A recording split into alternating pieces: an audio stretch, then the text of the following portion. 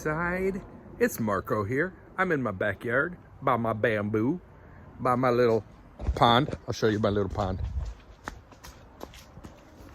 There's fish. There's fish in there. Can you see them? Anyhow, that's my little pond. And yeah, my life is, it's interesting because I work from home when I'm in town. And so this is where I usually work. I sit right there at that table. That's kind of my desk. And that's where I work. So in some ways, my life doesn't feel any different with this stuff. But I also travel, as a lot of you guys know, all the time, all over the U.S. and the world. And my plane flights have all my trips have been canceled for 2 months. So I'm going to end up getting really stir crazy. You guys probably understand that too.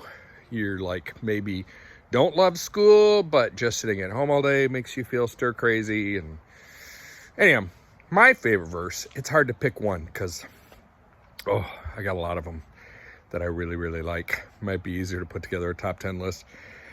But I think I would say that my favorite, certainly the one that I go to most often, is in the book of John. It's John 10:10, chapter 10, verse 10. And a little context, the books that tell the stories of Jesus, we refer to those as Gospels, the Gospels.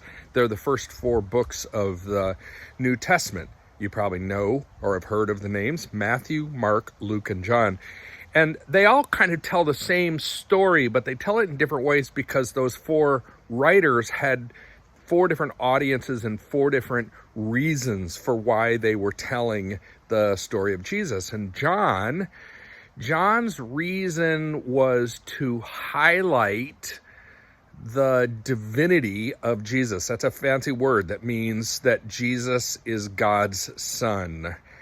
And so John, it's the longest, I think, or maybe Matthew's longer. It's one of the longer ones, but it focuses a little less on telling stories and a little more on kind of helping us understand who Jesus was and is. And so in this verse is a really interesting one. It's actually Jesus talking, and Jesus says, "A thief comes to steal and kill and destroy, but I have come to give you life and life to the full." And it's really that second half of the verse that's my favorite part. I have come to give you life and life to the full. So many teenagers that I talked with, and this is true of a lot of adults too, but I spend a lot of my time talking to teenagers, and so many of them think that living for Jesus is good and might have some benefit, but it's going to lead to a boring and wimpy life. And that's not what Jesus says. Jesus is saying, my whole reason for coming to earth, the whole reason was not just to save you for heaven someday. It's much more than that. I want your life to be full of meaning and passion and purpose.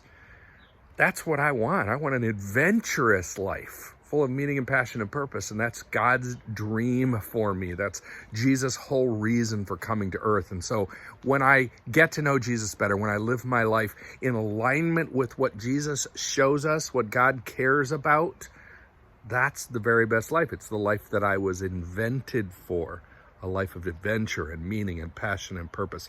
So I would encourage you today to, as you're stuck in your house, right, spending a little too much time on Netflix or gaming or whatever it is, maybe stop and reflect a little bit on what kind of life you want and what kind of life Jesus dreams of for you.